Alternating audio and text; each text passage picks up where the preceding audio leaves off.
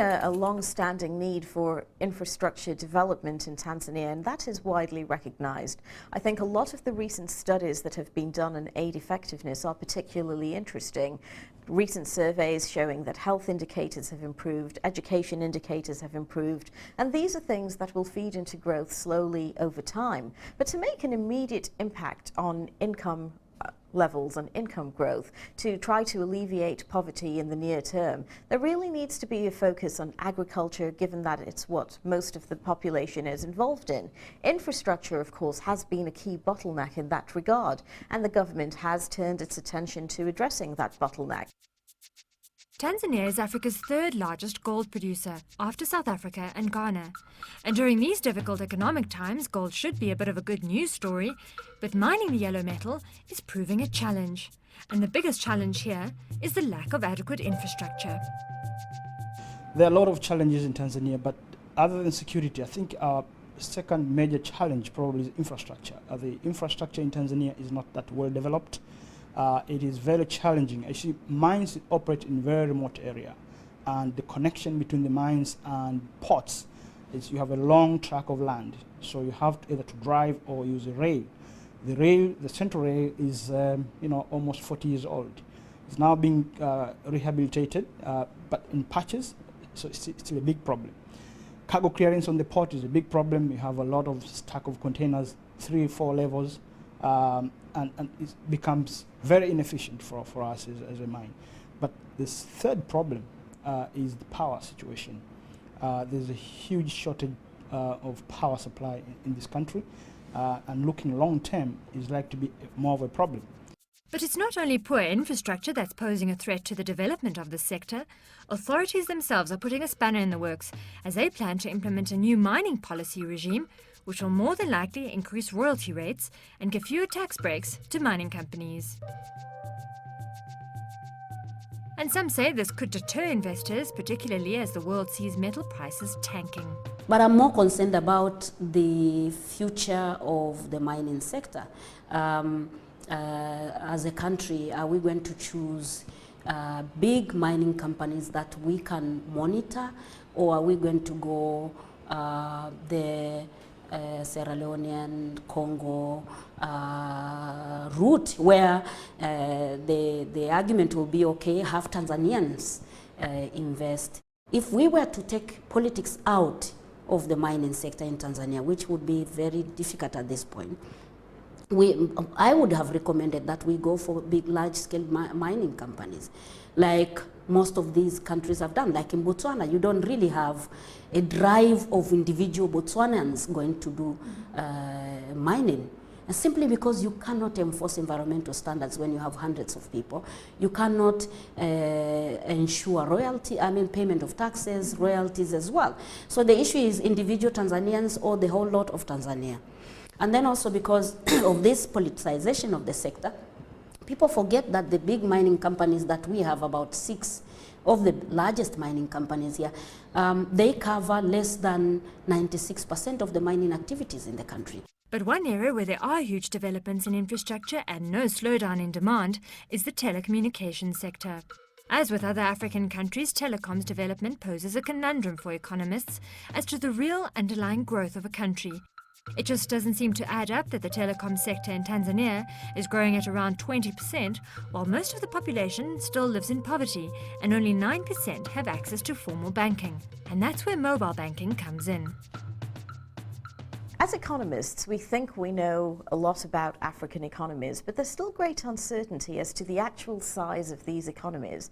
Is Tanzania, for example, as large as we think, or is there a large informal sector still not accounted for in the official statistics? The interesting thing about the telecom sector, especially mobile telecoms, is that it's a way to tap this informal economy.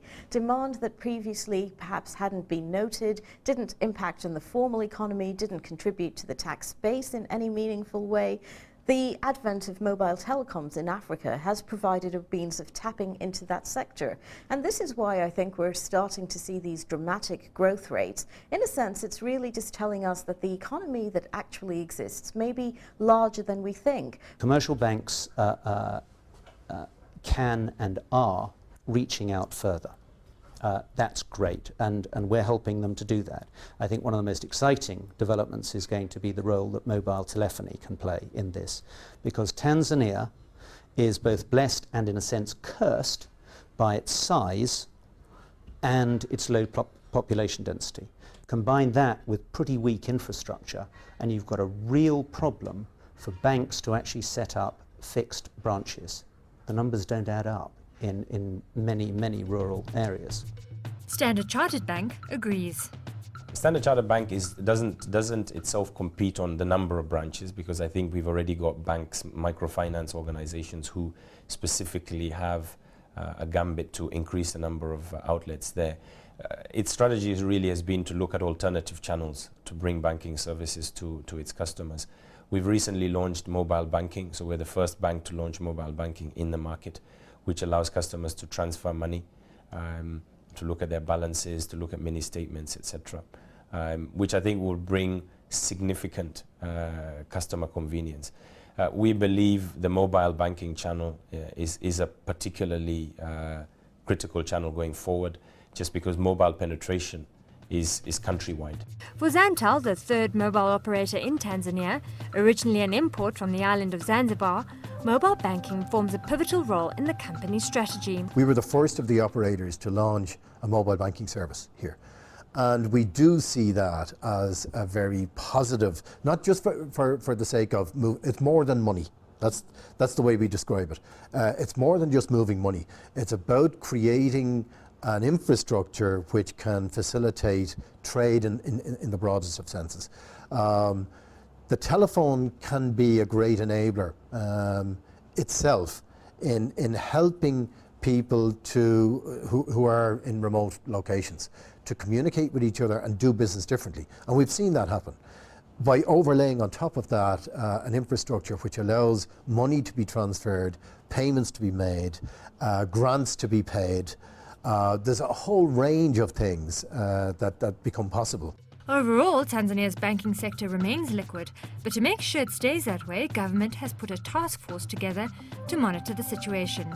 The first area that they really concentrated on was to ensure that there is stability in the banking sector, which so far we were saying we have succeeded. And of course the financial sector reforms that we have made, the economic reforms, have helped us a lot in terms of stabilizing the banking sector. But now we are seeing the impact of the crisis, the economic crisis in the West or in the developed countries now are affecting our commodity markets. The prices are declining, are beginning to fall. We are getting difficulties selling some of our commodities. We are beginning to see fall in tourist arrivals. We are beginning to see investments also being affected. At the end of the day, these may have an impact on the whole financial stability. They'll have an impact on growth of the economy. They'll have an impact of our foreign exchange earnings. So they look at these issues and then they recommend. What do we do? Probably recently they were saying probably we should now look for other. We should become more proactive in looking for other sources of investment.